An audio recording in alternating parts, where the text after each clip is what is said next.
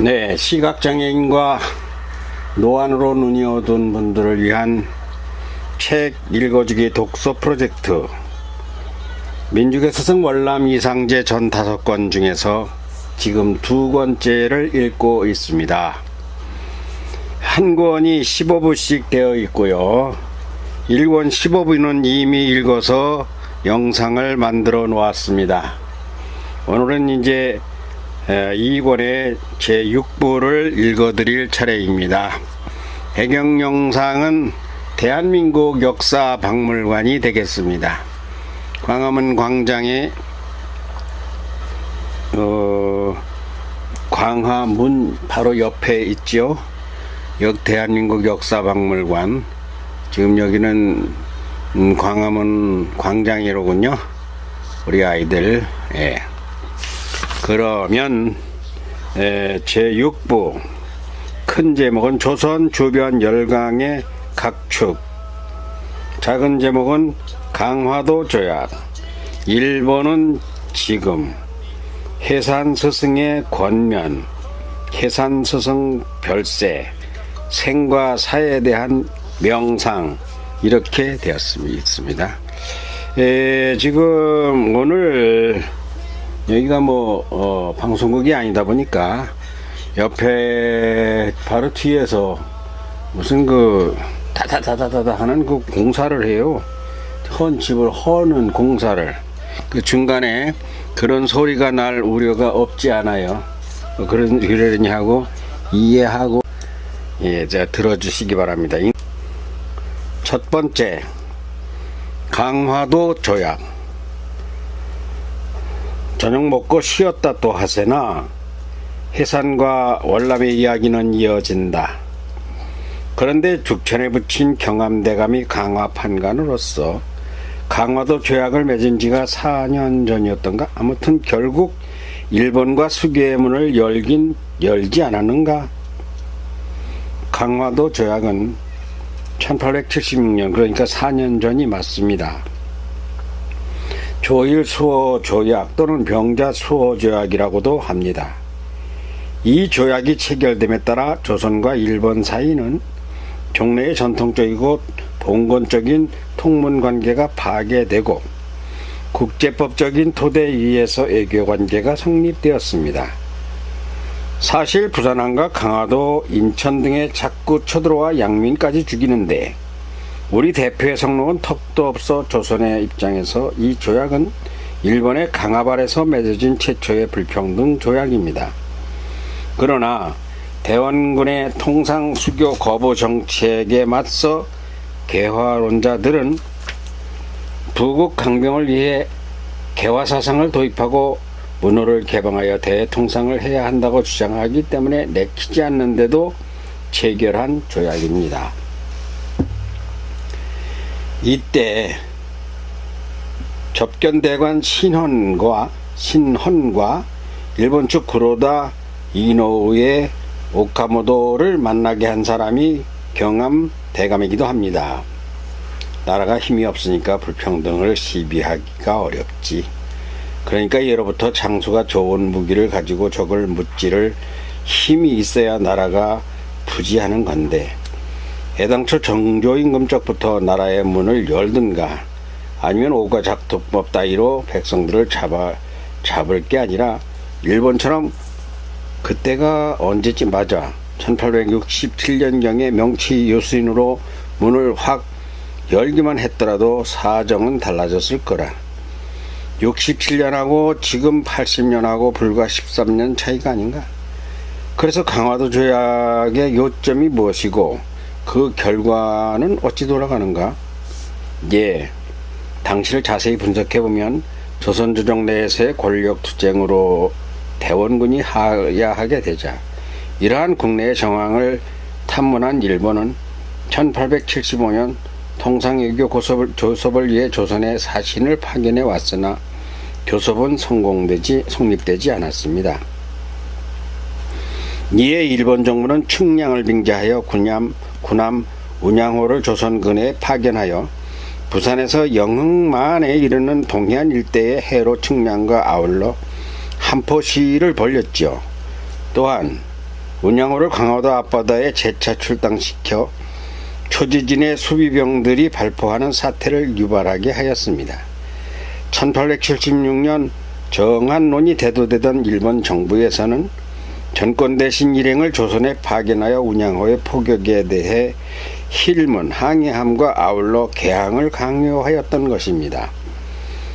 2월에는 일본 사신 일행이 군함 2척, 운송선 3척에 약 400명의 병력을 거느리고 강화도 갑곳에 상륙하여 협상을 강요해 왔습니다. 이에 조선 정부는 국제관계의 대세에 따라 수호 통상의 관계를 맺기로 결정하고 신헌을 강화도에 파견하여 일본 사신 구로다 기요다카와 협상하게 한 결과 수호 조약이 체결되었던 것입니다. 그래서 그것이 피차 살자는 조약이 되었단 말인가? 전혀 그렇지 않습니다. 오히려 빗장을 하나하나 더 열어야 하는 단초가 되고 말았습니다. 원래는 모두 12개 조로 되어 있는데 사실 그 내용 속에는 일본의 정치적 경제적 세력을 조선에 침투시키려는 의도가 반영되어 있었던 것입니다. 제1조에서 조선은 자주국으로서 일본과 평등한 권리를 가진다고 규정되어 있으나 이의 목적은 조선에서 청나라의 종주권을 배격함으로써 청나라의 간섭 없이 조선에 대한 침략을 자행할 수 있는 길을 모색하려는 데 있었던 것입니다.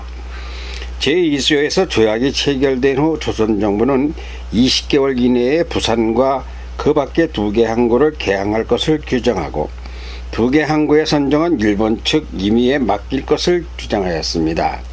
그 결과 동해안에는 원산이, 서해안에는 인천이 각각 선정되었으나 다만 인천항으로부터의 미국 수출만은 금지되었습니다. 미국 수출만 금지하고 실리는 무엇을 빼앗아갔지? 재작년 일본은 드디어 부산에 제1은행의 문을 열었습니다. 어려운 백성에게 돈을 빌려준다니까.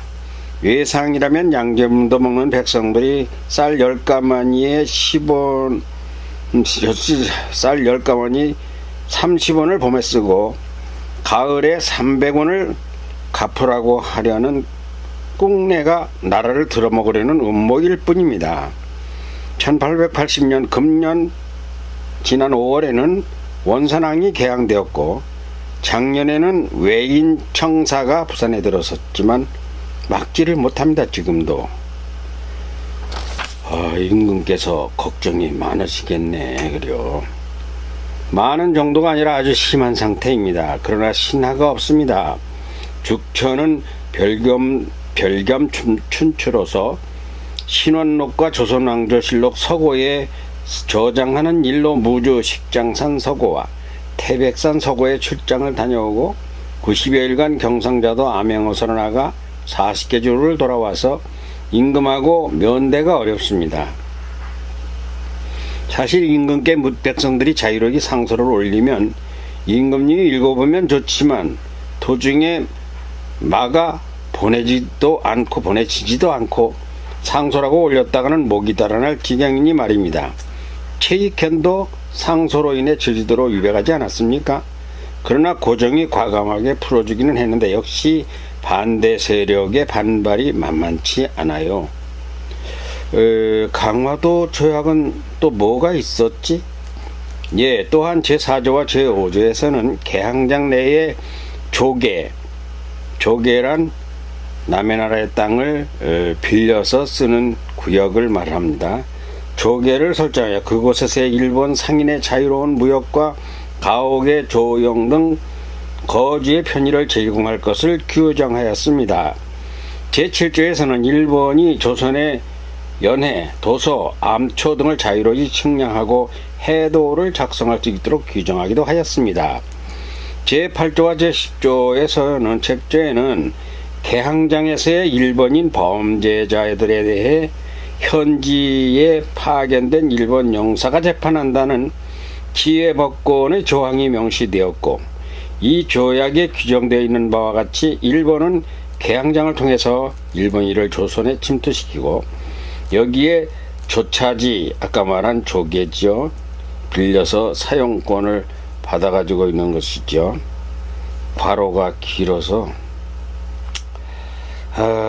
어디까지 가는 눈이 저도 눈이 어지간히 안 좋잖아요. 조차지에 대한 과로와는 이렇게 써 있어요. 한 나라가 다른 나라로부터 빌려 통치하는 영토. 영토권은 빌려준 나라에 속하지만 통치권은 빌린 나라에 속한다. 예, 됐네요. 조차지를 확보하여 일본 세력의 전초지로 삼고자 하는 내용도 들어 있습니다. 아울러 치해법권을 설정하여 일본인 상인들의 불법적이고 방자스러운 행동에 대해서 조선의 사법권이 미칠 수 없도록 하였습니다. 물론 이 강화도 조약은 이와 같은 불평등한 조약으로 인하여 조선은 선례에 따라 서양 여러 나라와 통상을 시작하게 되고 문호를 개방키는 함으로써 서양의 신문명을 수입하는 반면에 열강의 식량을 받게도 되는 시발점이 되었다고 하는 면도 있습니다만은 그래서 지금의 조정은 어떤 체제로 바뀐 것이 있는가? 예, 삼군부 과로입니다. 조선 후기에 중요한 군무를 의논하던 관아 고종 5년에 비변사를 없애고 대신 설치하였다가 고종 9년에 폐하였다. 괄호 표시가 안 나서 이걸 다 읽고 있어요. 예, 삼군부를 폐지한 이후 12년 만에 청나라 제도를 모방하여 통리기무 아문을 설치하였습니다. 그 밑에 12사를 두어 사무를 분담하게 하였는데 그 상관을 영의정이라 하지 않고 이제 총리 대신이라 하고 각 사에는 당상관과 낭청을 두어 다스리게 하였습니다. 12사는 사대사, 교린사, 군무사, 변정사, 통상사, 기계사, 선함사, 군물사, 기연사, 어학사, 전선사, 이용사의 각 사들입니다. 당상관의 정원은 10명, 낭청은 18명을 원칙으로 하였으며 곧 낭청을 주사, 부주사로 나누게 될 것이라고도 합니다. 복잡하고 어렵구먼. 한마디로 말해서 그럼 자네의 뜻은 무엇인가? 저는 죽천을 중히 쓰실 날이 올 것이라고 믿고 기다리는 중입니다. 지금 조정에서 죽천만 한 합리적 사고와 지식과 덕망을 가진 사람이 없다고 볼 정도입니다. 죽천의 안목은 정상에서 내려다볼 정도입니다.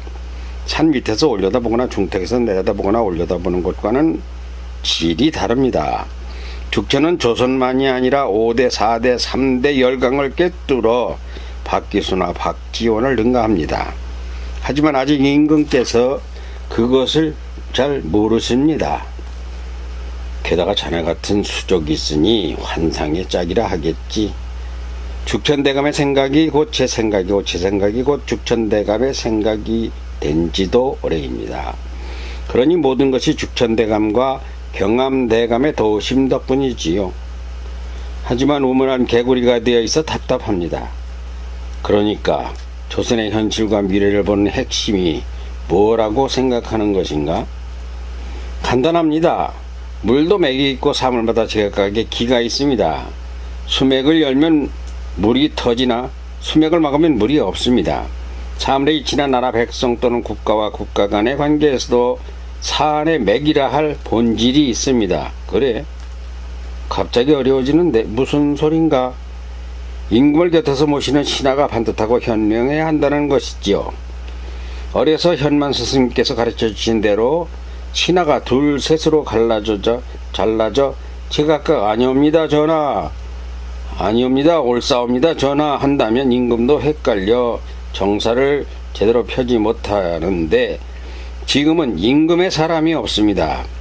만일 누가 있다고 해도 지혜와 총명이나 덕망이나 충성에서 사심의 고리가 아직도 안동짐 시대나 대원군 섭정 초기와 다를 것이 없습니다. 그러니까 죽천을 중히 등응했었으면 좋겠다, 뭐 이런 뜻인가? 죽천대감은 해박하고 판단의 균형이 반듯합니다.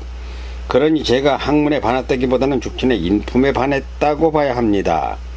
부모 처자식이 처고생을 해도 제가 속도 없는 사람처럼 한양에 있는 까닭도 언젠간 죽천을 들어쓰실 날이 올 것이며, 그러면 저는 임금의 1등 신하라고 확신하는 죽천대감의 수하로서 신하의 신하가 되라는 상면시 첫 죽천대감의 말대로 때를 기다리고 있는 것입니다. 옳거니 죽천이란 사람이 대단긴 한 모양이로고, 자네는 원체 웬만해서는 의문을 풀지 않는 찐득이라고 하였지. 먼저 간 일정이 그러더라고. 효 일정이 보고 싶다.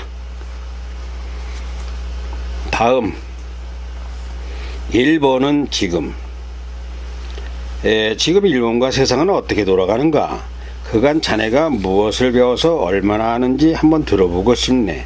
글쎄요, 저는 일본 알기에 집중하고 죽천대감은 미국을 집중 공부했습니다. 지금 세상을 돌아가는 것의 첫째가 무엇이냐고 하면 철길이 생겼다는 것이죠. 일본도 철로가 생겨 기차가 다니고 있습니다.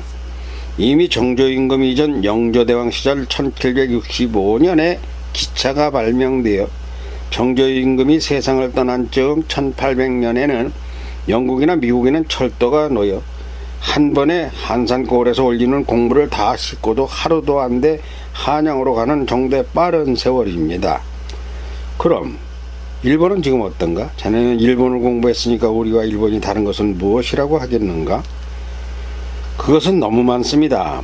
일본은 이미 제가 5살 되던 1854년에 미국과 화친조약을 체결하고 본격적으로 서양 문물을 받아들여 30년이 가깝습니다. 그래서 제가 죽천대감의 사계로 가기 1년 전인 1866년에는 해외로 무역을 위해 떠나는 내국인을 허가해 주기 시작했습니다.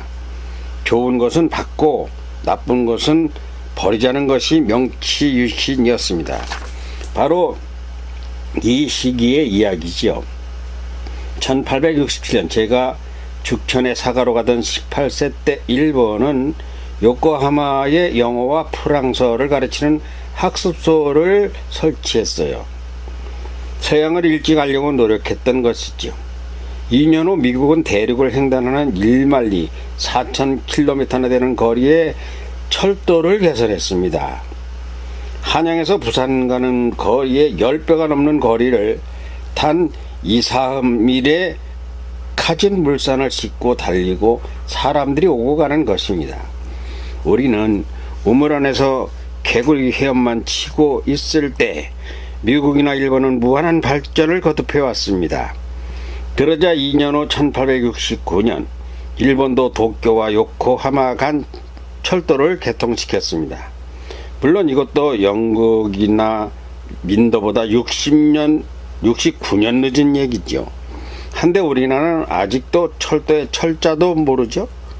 맞아. 먼 데서 한양 한번 가려면 보름이나 한 달을 가야 되니 오다 가다 다 허비하고 마는 것이지.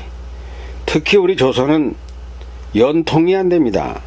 일본은 우정이라는 제도를 정부가 대행해서 한양에서 제가 아버지께 서찰을 쓰면 이를 편지라는 이름으로 우정국에 보내면 우편 배달부가 집에까지 갖다 줘 소통이 잘 되는 거지요.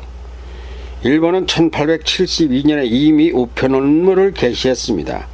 우리는 수십 년 후에나 할 수 있는 일일지 참 의문입니다. 일본 인구는 얼마고 우리 인구는 지금 얼마쯤 되지? 해산이 넋을 잃고 듣고 있다. 우선 일본은 우리보다 우리 땅이 3배나 되는 면적을 가지고 있습니다. 4개의 큰 섬으로 된 일본은 또 도쿄가 있는 땅을 본주라 해서 그들은 혼슈라고 부르고, 북으로는 북해도를 홋카이도, 사국이라는 시코쿠, 남부의 구주라고 하는 규슈로 되어 있는데 인구는 지금 3,300만 정도 됩니다. 그걸 언제 누가 조사를 했던가? 우리나라로 치면 조정에서 하는 호구조사지요. 제 나이 23이었던 때던가 1872년에 조사를 했는데 3,311만 명이라고 하는 기록을 봤습니다. 우리나라는 일본에 대하여 5분당 하나, 5분의 1이죠. 정도로 약 600만 명입니다. 그것도 인구가 자꾸 줄고 있습니다. 병으로 죽고 못 먹어 죽고 없어서 잘못 키워 영유아 사망이 많고 또 장수를 못하고 일찍 죽습니다. 먹는 거 시원찮지 치료하는 의술은 떨어지지 홍역이다 마마돼서 자꾸 죽어요.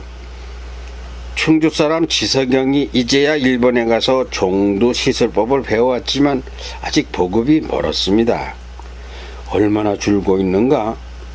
정확한 숫자는 봐야 알고 대충 보면 1869년 161만 가구에 676만 명이었습니다. 6년 후 1875년에는 163만여 호로 호구는 늘고 인구는 669만 명으로 7만여 명이 줄었습니다. 3년 전인 1877년에 다시 조사해 보니까 158만 가구에 660만 명으로 또 9만 명이 줄었습니다. 이게 무엇을 말하는 것인가? 살기가 어렵다는 단적인 증거입니다. 인구가 준다고 하는 것은 나라가 약해지고 이대로 나가다가는 나라 백성이 전부 없어질지도 모른다고 하는 가장 중차대한 문제입니다. 태어나자 죽고 어려서 크다가 죽고 어린이 되어서도 장수하지 못합니다. 그러니 사물로 치면 싹이 나오다 말라버리는 것이고 제대로 못 키고 안진뱅이가 씨를 맺으니 씨가 시원찮아 잘 죽는 것입니다. 자네가 과거의 상제가 맞는가?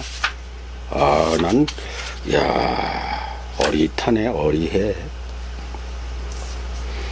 다음, 해산 스승의 권면. 피곤하지 않으세요, 스승님? 아니야, 시원해. 정말 체증이 내려나가는 것 같아. 자네가 이렇게 변하다니 모든 것이 아우 희택의 정성이라고 보이네. 아버지가 좋아하시는가? 아버지하고는 아직 말씀을 나누지 못했습니다. 게다가 아버지를 배우면 목이 탁 막혀서 별 말씀을 드리지도 못할 것 같습니다. 고생을 하시는 게 전부 제 탓이라는 생각에 가슴이 아프다니까요. 그러나 누구보다 아버지가 기뻐하실 일일세. 내가 건강하고 일정과 현만도 살아있고 하다면 돼지도 한 마리 잡아놓고 보름이든 한 달이든 세상 이야기와 자네 학문 이야기를 듣고 싶은 심정이네. 물론 희택 아버님도 같이 말이야. 그러기에는 제가 아직 싹도 틔우지 못했습니다. 언 땅에 묻힌 씨앗처럼 봄을 기다리지만 봄이 오지 않아요. 언제 봄이 올지 모르겠습니다. 그래, 알았고 모든 공덕은 부처님이 아니라 축천과 경암대감에게 돌려야 할 것일세. 그렇다 치고 그래서 일본은 또 하다가만 이야기 더 들려주게. 뭐가 다른가?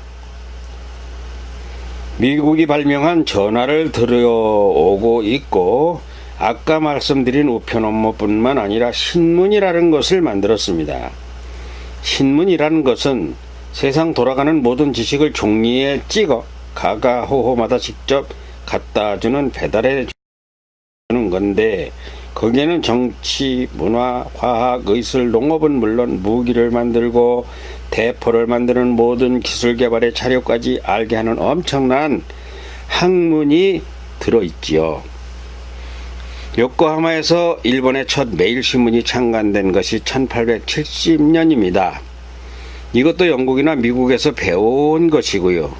이어서 4년 후에는 요미우리라고 해서 동매신문이라 합니다.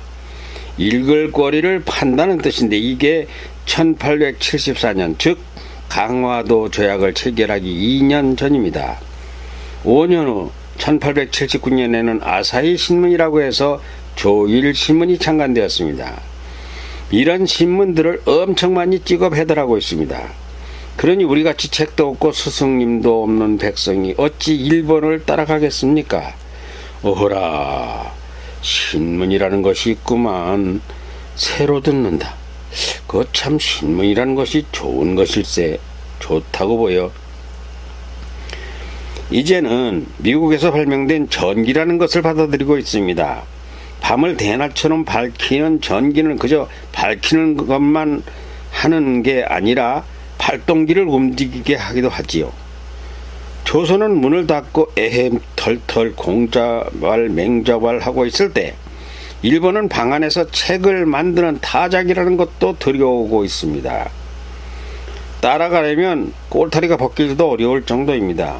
죽천은 바로 이런 문제를 가지고 걱정합니다. 결론은 외세의 힘에 밀려 우리 조선은 그들의 종이 된다는 것이지요. 자칫하다가 우리가 먹혀들 이걸 막자는 것이 저와 죽천 대감이 하는 공부입니다. 참 일본이라는 나라는 우리가 외놈이라고 야빴었는데 임진왜란 때만 해도 어디 숫자만 많지 우리 상대가 되었었던가?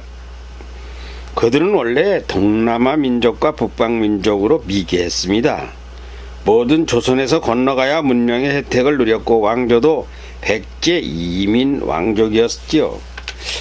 그런 그들의 성공 비결이 뭐라고 보는가? 못된 것이지만 칼의 문화, 즉 사무라이 립본도 문화성입니다. 그네들은 칼을 만드는 것과 칼질하고 죽이는 것에 능란하여 우리와 다릅니다. 우리는 점잖은 양반 선비 문화를 귀중히 여길 적에 순상놈들처럼 칼로 베고 찌르고 죽이는 역사만 지켜왔습니다. 우리도 일찍 서양들과 문을 열었다면 그들은 역시나 우리보다 뒤떨어질 것을, 이제는 우리가 그들의 성장 발전을 본떠야 할 주객이 전도된 실정입니다. 분한 일이지요. 이 모든 것이 왕실 책임 아닌가? 세자 책봉조차 어려운 왕실에 그 자식이 귀했던 문제하고, 그러니까 그로 인한 당파 싸움하고 권력 뺏고 빼앗기에 몰두한 세도가들의 잘못이라 하겠지만 이제 탓해 무엇하겠습니까? 그래 맞아. 저들은 애도성으로 천도하면서 도쿄죠. 성 둘레를 전부 더 깊숙하게 파서 호수를 만들었습니다. 경복궁이나 창덕궁은 자유자재 무사 통과지만 애도성은 바다를 건널 정도로 물이 깊고 사방이 모두 강입니다. 왕권을 철통같이 지키고 아생연후 살타에 절차하는 방법을 지켜오는 것이죠. 그러니 자네가 일본을 한번 다녀오면 좋겠구만. 만일을 몰라 일본말을 배우는 낫습니다만 저는 턱도 없는 일이고 만약에 죽천대감이 가시게 된 날이 오기만 기다립니다만 이 또한 꿈은 꿈으로 끝나는 모양입니다. 또 뭐가 있는가 그래? 예, 스승님, 작년 1879년 5월 18일부터는 우리나라 돈과 똑같이 일본 화폐 통용이 허가되었습니다. 일본이 요구한 관세, 국가 간 거래할 때의 무역세도 없앴습니다. 일본은 우리의 열악한 문물을 잘 알고 있습니다. 저들은 우리나라를 먹을거리로 보고 있습니다. 꽁도 먹고 알도 먹고 닥치는 대로 먹으려 하는 것입니다. 무조건 측량 허가를 내달라고 떼를 쓰고 무단 측량으로 조선 천지를 손바닥처럼 들여다보려고 하는 그 이유는 간단합니다. 그게 뭔가? 말로 다 할 수가 없습니다. 측량을 해야 어디가 어디라는 것을 알 뿐더러 조선의 자원을 분석하고 노릴 수 있는 것이지요. 이미 8년 전부터 저들은 음력을 버리고 양력이라고 하는 태양력을 쓰고 있고 날짜마다 요일이라는 말을 붙여 일주일이라고 하는 서양 종교의 방식 계수를 채택하였습니다. 우리는 말, 대, 홉 이렇게 말하고 정, 결, 동이라고 하는 도량형도 다릅니다.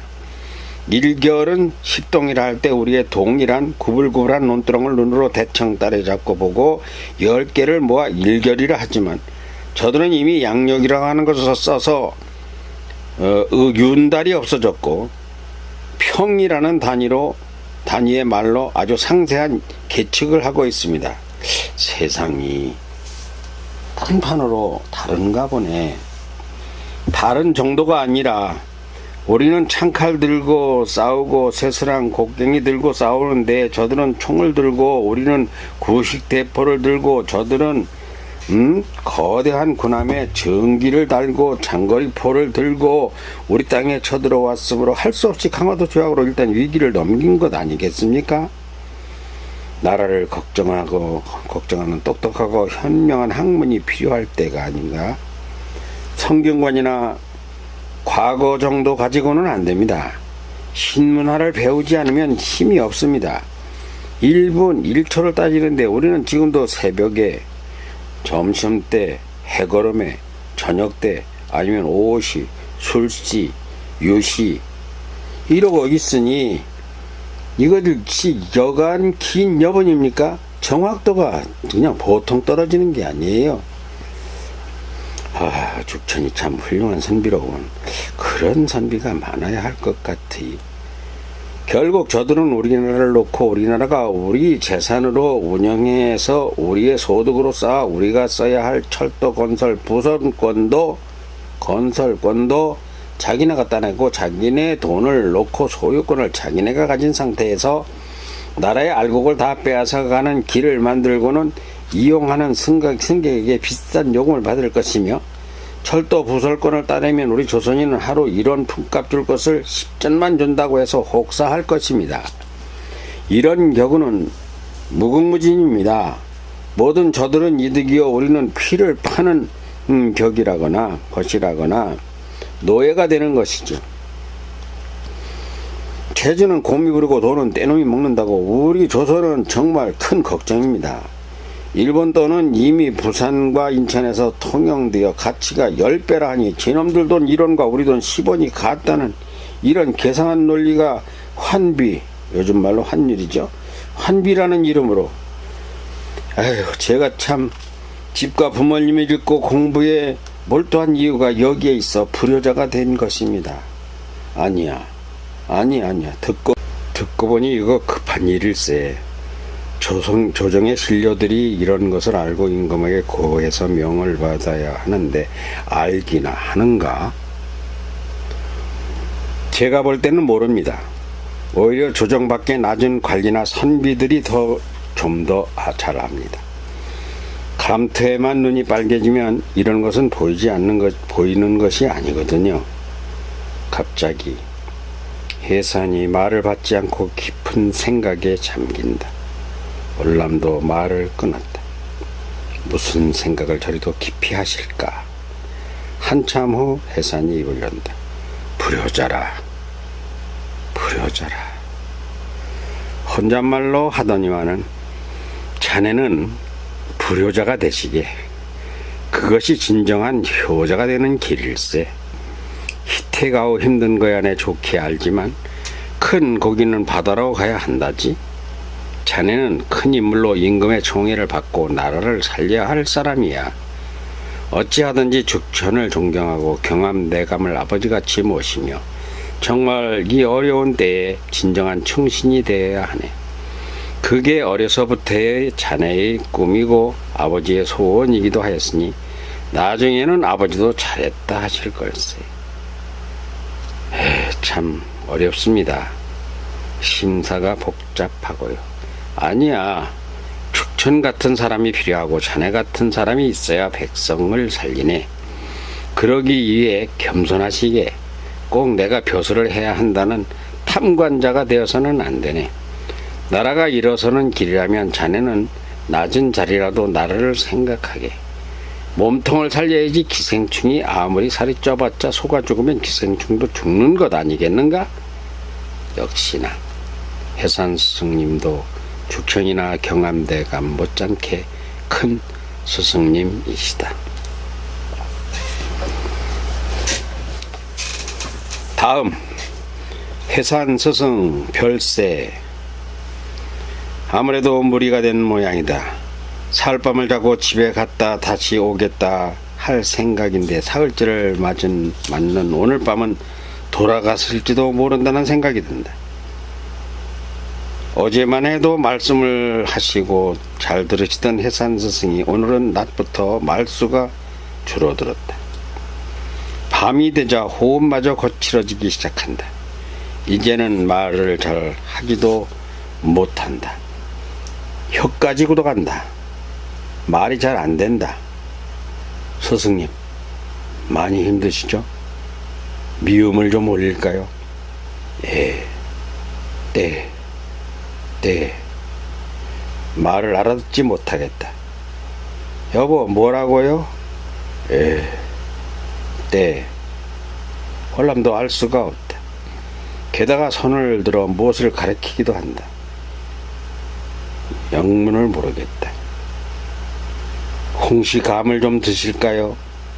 실은 엊그제부터 사흘을 제대로 먹지 못했다. 그래도 말을 주고받으시더니 이제는 영영 말을 못하실 모양이다. 제가 집에 가서 말을 몰고 오겠습니다. 부인에게 말하고 가서 말을 몰고 와야 나주를 가든 영암을 갈 게 아니겠는가? 보낼 사람은 있어요. 저번에도 세 사람이 가서 자식들을 오라고 했으니까 월남은 그 걱정은 하지 말아요. 스승님 눈빛이나 지켜주세요. 눈기운까지 빠지시면 위험하세요. 그 사람들이 말을 탑니까? 말은 없고 걸어가야죠 뭐. 아닙니다. 빨리 가서 자제분들을 오시게 해야 되겠습니다. 어느덧 날이 밝아온다. 월남이 떠나려 하는데 해산이 손을 내민다. 잡고 놓지를 않는다. 가지 말라고 하시는 것 같은데요. 해산의 손에 힘이 들어간다. 힘이 빠진다. 그러기를 몇 번 하더니 몸부림을 치며 숨을 멈춘다. 해산이 세상을 떠난 것이다. 다음, 생과 사에 대한 명상. 해산 이희진 스승이 운명하였다. 통곡을 해야 마땅한데 머리가 초롱초롱하니 눈물도 나지 않는다. 이렇게 떠나시지 말고 나 없을 때 떠나시지 않고 이 여인 일인가. 그래도 어쩌면 마지막 선물로 임종까지 하도록 허락하여 스승님이 고맙기는 하다. 사람은 누구나 죽는다. 월남은 일찍이 나이 13살에 스승 현만의 임종을 맞았던 경험이 있다. 그 이전에도 할아버지 경만공의 죽음도 보았다. 그때는 잘 몰랐으나 현만 스승의 죽음은 생생하다. 도대체 죽음이란 무엇인가? 사라지는 것이다. 부모, 자식, 동지, 벼슬, 재산, 지식, 육신, 이 모든 것을 다 버리고 호련히 떠나 땅에 묻히면 썩을 것이고, 썩으면 물이 빠지고 남은 뼈는 사가 흙이 되어 사라질 것이다. 현만 스승이 세상을 떠나던 그날 밤, 월남은 지금도 그렇지만 죽음의 이치를 알지 못한다. 안다고 하는 것이란 이제 영영 만나지 못하게 된다는 것이었고, 그것이 죽음이라는 것. 게다가 현만 스승은 장작더미에 얹어 불에 태워 한 줌채로 마곡사에 보관하고 끝이다. 그 후로도 죽은 사람을 많이 보았다. 죽천이 대신 찾아보고 문안하라 하여 갔다가 문상이 된 경우가 여러 번이었다. 갔더니 염을 하고 있기도 했고, 갔더니 들어오라 하여 들어갔더니 운명하셔서 뜻밖에도 그만 엉뚱하게 임종을 하게 된 경우도 있었다. 그럴 땐 황급히 방을 뛰쳐나오기도 했는데 한 번은 나가려 하니 붙잡았다. 운명하시는 참에 방에 들어온 이가 운명 전에는 방 밖으로 나가지 않는 것이 망인에 대한 예의라는 말을 듣고 고스란히 운명하시는 것을 보아야 했던 적도 있다. 사람이 죽을 때 보면 죽는 표정이 제각기 다르다는 것도 안다. 몸을 일으켰다 누웠다 벌벌 기다 운명하는 사람이 있는가 하면 고요히 숨이 멎는 사람도 보았다. 용트리면하며 얼굴을 찡그리는 사람도 있고, 어찌된 영문인지 스르르 잠이 들은 줄 알았는데 미소를 지으며 그 길로 운명하는 사람도 있다. 일단 운명하면 순식간에 사지가 뒤틀린 채 굳어버리는 사람이 있는가 하면 어떤 이는 몇 시경이 지나도 사지가 부드럽게 움직이는 사람도 있다. 가장 눈에 잘 뜨이는 것은 얼굴 표정에서도 눈이다. 눈을 무섭게 뜨고 죽은 사람이 있어 감겨도 안 감기는 사람이 있는데 정을 떼고 가느라고 저러신다고 하는 말도 들어보았으나 눈을 떴어도 산 사람처럼 다정하게 뜬 채 운명하는 사람도 있다. 베네똥이라 해서 죽느라고 몸부림쳐 새카만 똥을 싸고 죽는 사람도 있다. 돌덩어리처럼 딱딱한 사람의 설사처럼 묽은 똥을 싸고 게다가 오줌도 같이 싸고 죽는 사람도 있다. 틀림없는 것은 죽음을 맞는 자리에 통속하는 임종은 당시에는 몰라도 나중에야 무서운 일이라는 생각이 든다. 인간은 누구나 다 저렇게 세상을 떠나는 것이다. 해산 스승님도 그렇게 운명하셨다. 몇 번 내정이 끌려 나오는 것 같이 기침을 하시다가 덜컥 숨이 멎은 해산 스승이었다. 장례를 마쳤다. 장지에서 내려와 곧장 마곡사로 가려니까 길이 바쁘다. 월남도 오랜만에 마곡사에 왔다. 위패를 봉안하는 스님은 일정이 아니다.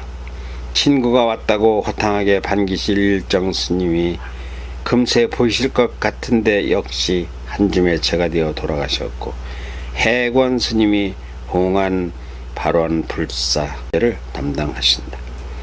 이게 뉘신가? 아니, 이상제 유생이 아니시오? 봉안에 앞서 월남을 보더니 깜짝 반갑게 맞는다. 예, 스님, 제가 이상제 맞습니다. 그렇다고 나를 얻지 않으냐 하면 안 될 일이다. 상대는 알아보는데 나이도 어린 사람이 누구냐고 할 수는 없다. 일정 스님이 저의 큰 스님이십니다. 전에 큰 스님 계실 때 여러 번 뵀는데 아마 소승은 알아도 선배님은 생각이 안 나실 것입니다. 아, 벌써 거의 15년? 아니, 한 13년 전에 마지막 뵌 것 같습니다. 그랬던 모양이다. 또 어렴풋이 그때 스쳐가던 몇 분의 스님들을 본 기억은 있다.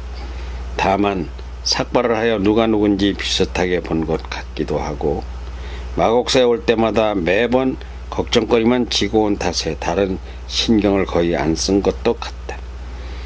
월남 선비께서 이번 아버님 가시는 길을 극히 배웅해 주신 것은 평생 잊지 않겠습니다. 고맙습니다. 스승님의 아들 둘이서 큰절을 하듯 한다. 아니, 이 어인 말씀이십니까? 미천한 사람에게 이러시면 안 되십니다. 월남은 이런 경험이 없다. 둘 다 지방관리이며 벼슬도 높아 종사품과 종오품이나 되고 나이도 연상이고 촌서로는 형님뻘이 되는데 9벌 되는 사람으로서 이런 과분한 대접을 받는 것은 말이 안 된다. 아닙니다. 어머님께 다 들어서 알아요. 아버님이 월남 선비님 말씀을 못 듣고 가셨더라면 얼마나 애석해 하셨겠어요. 그런저런 말씀을 듣고 하시고 싶어 때를 오셨던 것 같아요. 그렇게 해석하시니까 그렇지 꼭 그렇지만 않습니다. 제가 무슨. 그러나 온 가족이 월남 이야기를 많이 했단다. 세상을 떠나시는 70평생의 마지막 말동무가 되어 끝까지 배웅을 한 사람이 월남이라고. 듣고 보니 그 말도 참 맞는 말이구나 싶다. 세상을 떠나면서 이렇게 혼자 숨을 거둔다면 가슴 아픈 일이겠다. 누구 하나 곁에서 말벗이 되어주는 사람도 없이 유언 한마디를 못하고 죽는다면 70평생이 다 허무하다 할 것만 같다. 아, 예, 그렇게 말씀해 주시 과분한 채 인사만이라도 그대로 받겠습니다. 월남은 생각했다. 부친 희택과 모친이 돌아가실 때는 어떤 일이 있더라도 며칠 전에 와서 온갖 세상 얘기를 다 들려드리고 하시고 싶은 말이 뭐냐고 꼬치꼬치 물어 다 들어도 드리고 가시게 해야 하겠다는 생각이다. 사람이 60년을 살든 70년을 살든 한평생 아무리 잘났다 떠들고 짓거려도 허사가 아닌가 싶다. 인생에도 결론이 있다면 말에도 결말이 있다. 평생에도 결국 결론을 짓지 못하는 말은 1000만 마디 말을 하고 살아서도 아무것도 남긴 게 없다는 생각이 났다. 그래서 임종 자식이 진짜 자식이라고 하는 것이로구나. 월남은 갑자기 삶과 죽음과 임종과 임종 전에 누가 말벗이 되어 주느냐에 대한 가치와 의미를 되새기는 중이다. 상제야, 그만 돌아가자. 누가 상제라고 하나 하여 보니 희택 아버지시다. 저희 아버님이 월남 선비님에게 기대하신 뜻을 이루어 주세요. 아버님도 지하에서 기뻐해 주실 것입니다. 작별 인사를 받고 희택과 같이 상제는 한산 집으로 돌아왔다. 네, 여기까지 제 6부 읽어드리기를 마쳤습니다. 이어서 다음은 제 7부가 되겠습니다. 잠시 후에 뵙겠습니다. 6부를 시청해 들어주셔서 감사합니다.